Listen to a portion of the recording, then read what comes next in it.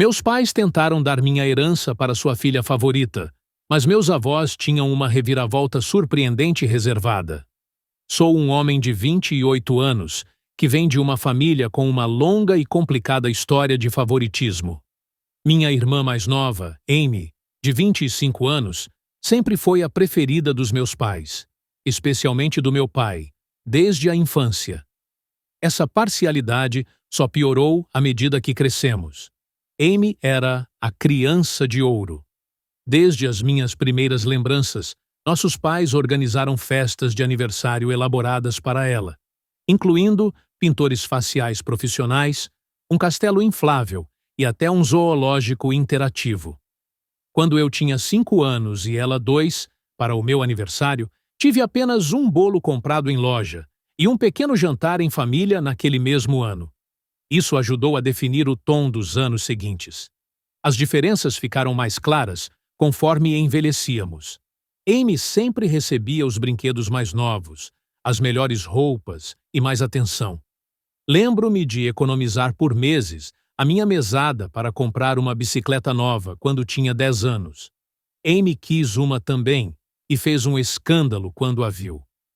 Em vez de ensiná-la a esperar ou economizar, meus pais simplesmente saíram e compraram uma bicicleta ainda melhor para ela. Outra área onde o favoritismo era evidente era a escola. Meus pais compareciam a todas as apresentações escolares da Amy, enquanto geralmente faltavam as minhas. No 4º ano, fui o protagonista de uma peça escolar e pratiquei durante semanas, cheio de entusiasmo. Na noite da apresentação, meus pais chegaram 1 hora atrasados e perderam minha cena principal. Eles estavam consolando Amy, que havia reclamado de dor de estômago, mas ela ficou bem logo depois. Eles simplesmente haviam perdido a noção do tempo brincando com ela. No que diz respeito aos estudos, parecia que nada que eu fazia era suficiente.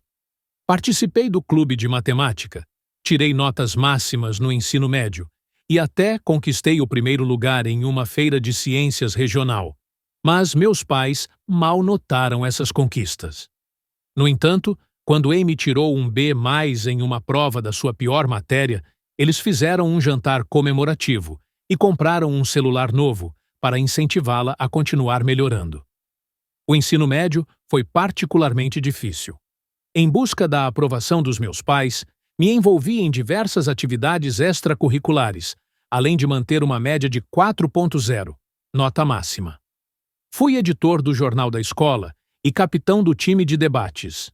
Amy, por outro lado, mal mantinha uma média C e passava a maior parte do tempo saindo com amigos. Quando fui um dos 2 alunos selecionados da minha escola para participar de um renomado programa de verão em Harvard, me senti honrado e feliz. No entanto, quando compartilhei a notícia durante o jantar, meu pai apenas resmungou e mudou de assunto para a próxima apresentação de dança da Amy. Pelo menos minha mãe comentou, que legal. Mas logo seguiu em frente com outro assunto. Meus pais não puderam me levar ao aeroporto no dia da minha viagem para Harvard, porque a apresentação da Amy caiu no mesmo dia. Pedi a um amigo que me levasse. Outra experiência frustrante foi o processo de inscrição para a faculdade. Trabalhei meses melhorando minhas redações, participando de atividades extracurriculares e estudando para os testes. Fui aceito por várias universidades de elite e recebi uma bolsa de estudos generosa para a minha faculdade dos sonhos. Quando contei a novidade no jantar, a reação dos meus pais foi morna. "Isso é bom, mas não deixe subir a cabeça", disse meu pai.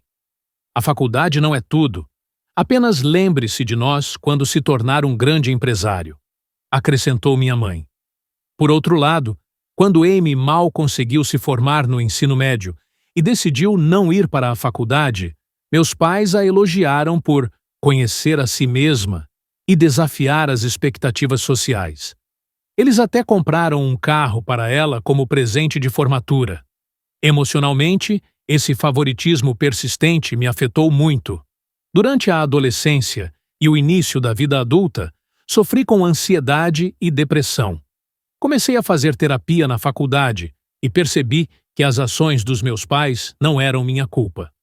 Levei anos para construir minha autoestima e aprender a me validar, sem depender da aprovação deles. Minha família imediata não me ajudou, mas consegui construir uma vida decente. Me formei com honras na faculdade, consegui um bom emprego no setor financeiro e comprei minha própria casa aos 27 anos, mesmo sem o apoio dos meus pais. Foi então que começou a atual polêmica. Do lado do meu pai, meu avô faleceu recentemente. Ele deixou uma herança substancial, sendo um empresário de sucesso que começou do nada. No testamento, ele dividiu seus bens igualmente entre seus netos, incluindo eu, Amy e nossos primos, bem como entre seus filhos, meu pai e seus irmãos. Minha parte na herança era significativa, cerca de $500 mil. Esse dinheiro inesperado me permitiria investir no meu futuro, quitar meus empréstimos estudantis e, quem sabe, abrir minha própria empresa. Quando o testamento foi lido, meus pais ficaram claramente incomodados. Depois, me chamaram de lado e disseram que achavam injusto eu receber a mesma quantia que Amy. Como ela ainda morava no porão da casa dos meus pais e trabalhava meio período em uma cafeteria, eles argumentaram que ela precisava mais do dinheiro. Fiquei chocado, mas tentei manter a calma. Expliquei que essa era uma decisão do vovô e que eles não tinham direito de contestá-la. No entanto, insistiram que eu deveria fazer a coisa certa e ceder minha parte para Amy. Quando recusei, ficaram furiosos e começaram a me culpar, dizendo que eu era ingrato e egoísta.